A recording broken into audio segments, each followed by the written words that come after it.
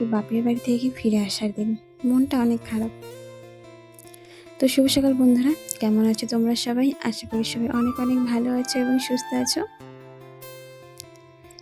তো আজকে হলো মঙ্গলবার, ঘুরতে এখন বাজে 8টার মতন। তো ওদিকে বসে আমার টিভি দেখছিল, আর এদিকে আমি আমার বাড়ির যেই কাজগুলো রয়েছে, কালকে তো একবার ভিডিওতে তোমাদের দেখিয়েছিলাম, ভাবলাম আজকে দিনের বেলা আরো একবার ভালো করে দেখিয়ে দিই। তো এদিক দিয়ে আসতে হয় আমার বাড়িতে। তো সকাল সকাল মাকে জিজ্ঞেস করলাম যে কি করছো। তো মা বললো যে সকালে একটু চচ্চড়ি বানাবো, আর বাড়িতে যে লাউ গাছটা হয়েছে সেই লাউ পাতা দিয়ে আর কি চচ্চড়িটা বানাবো। আর ফুলকপি একটা কিনে এনেছিল, বেশ কালো কালো হয়ে যাচ্ছিল দেখে পুরো ফুলকপিটা ভালো করে বেছে নিয়ে সেটা দিয়ে আর কি সব কিছু মিলিয়ে একটা চচ্চড়ি বানাবেন ধনে পাতা দিয়ে। তো আমার খুব ভালো লাগে এরকম চচ্চড়ি, তার জন্য আর কি বানানো। তো এদিকে পাশের বাড়ি থেকে একজন মাসি এসে পিঠে দিয়ে গিয়েছিল। এটা দেখে বলো যে কি পিঠে। আমি আর এটার নাম বলছি না, তোমরা আজকে কমেন্ট করে জানাবে যে এটার নাম কি। আর এদিকে আমার মা বাইরে গিয়েছিল একটু কাজ করার জন্য। তারপর 10টার মধ্যে দেখলে কত তাড়াতাড়ি করে রান্নাবাড়ি করে খাওয়ার দেওয়ার জন্য মা একদম তৈরি। তো এদিকে প্রথমে যেটা বলেছিলাম সেটা বানিয়েছি, আর বানিয়েছিল মাংসের তরকারি। তো একদম তাড়াতাড়ি করে খাওয়া দাওয়া কমপ্লিট করে নিয়েছি। আর 12টার মধ্যেও আমি আবার বাড়ি ফিরে এসেছিলাম, মানে বাপের বাড়ি থেকে শ্বশুর বাড়ি ছিলাম। তো জানোই তো, বাপের বাড়ি গেলে মা অনেক কিছু পাঠিয়ে দেয় সাথে সাথে করে। তো আমি বাড়ি থেকে আসার সময় একটা ছোট্ট ফুল গাছও নিয়েছিলাম, গাঁদা ফুল গাছ। বাড়িতে তোমাদের দেখালাম না ফুল গাছে কত ফুল ফুটেছে, তো সেই গাছটাই আর কি। তার পাশে ছোট্ট একটি চারা ছিল, সেই চারাটা আমি নিয়ে এসেছি। মাকে বলেছিলাম 2-1টা ফুল দিতে। মা বললো ফুল তো নিয়ে যাবি ঠিক আছে, সাথে একটা গাছও নিয়ে যা, গাছটা হলে কিন্তু অনেক ফুল হবে। তো যেই হবে সেই কাজ, মা আর বাবা দুজনে মিলে একদম তৈরি হয়ে গেল।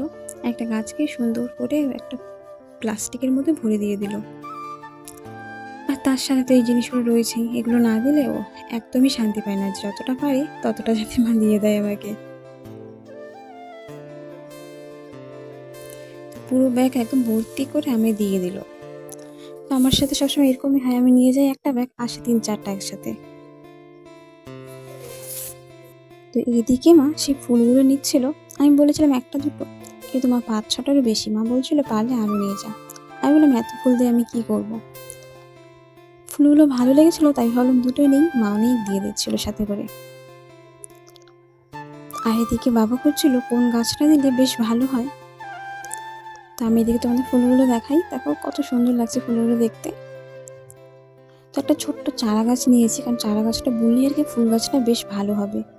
ফুল হতে বেশ টাইম লাগবে, কিন্তু যত্ন করলে মনে হয় তাড়াতাড়ি ফুল হাতে ধরে যাবে। তো এরপর আমি আর মা বসে পড়েছিলাম একটু মাকে নেল পালিশ পরিয়ে দেওয়ার জন্য।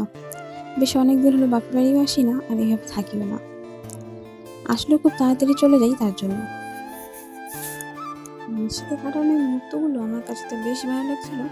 দুজনে মিলে অনেক মজা করে সময়টা কাটিয়েছিলাম। এর কিছুক্ষণ পরে আমি আবার তৈরি হয়ে নিলাম, তখন বাড়িতে আমাকে আসতে হবে তার জন্য। তো বন্ধুরা, আজকের ব্লগ ভিডিওটা ভালো লাগলে একটু লাইক করে দিও, আর কমেন্ট করে দিও, তার সাথে শেয়ার করে দিও। আর আমার ছোট্ট চ্যানেলটি সাবস্ক্রাইব করে নিও, যাতে এরকম নতুন নতুন ভিডিও আমি তোমাদের জন্য প্রথমে নিয়ে আসতে পারি। আর আমাকে একদমই ভুলো না, আমাকে মনে রেখো। তো চলো এখন তাড়াতাড়ি করে রেডি হয়ে নিই। আর ভিডিওটা আমি তেমন একটা বড় করছি না, শেষ করব। তো আমি সব কিছু করে নিয়ে তারপর তাড়াতাড়ি করে একটু রেডি হয়ে নিলাম। আর মাও বললো যে তুই যখন যাবি আমি তোকে একটু এগিয়ে দিয়ে আসি। তো মাও রেডি চলে গেল আমার সাথে আমাকে এগিয়ে দেওয়ার জন্য। তো চলো বন্ধুরা, আজকের ভিডিওটা আমি এখানেই শেষ করছি। তোমাদের সাথে দেখা হবে নতুন একটি ব্লগ ভিডিও নিয়ে। তোমরা সবাই ভালো থেকো, সুস্থ থেকো, সবাইকে টাটা।